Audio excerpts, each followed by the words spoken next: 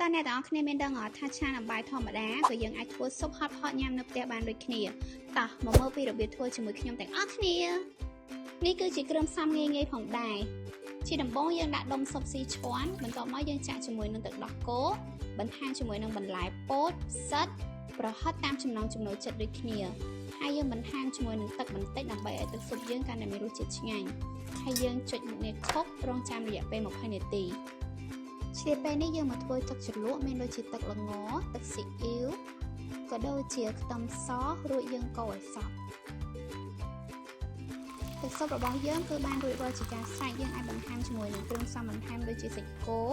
សាច់មាន់ខ្មៅក៏ដូចជាគ្រឿងស៊ុបផ្សេងៗផងដែររួចយើងអាចបន្ថែមជាមួយនឹងមីបន្ថែមដូចគ្នាហើយយើងចាក់ទឹកជ្រលក់ដែលយើងលាយនឹងនេះចូលបិទគម្របរួចទុករយៈពេល10នាទី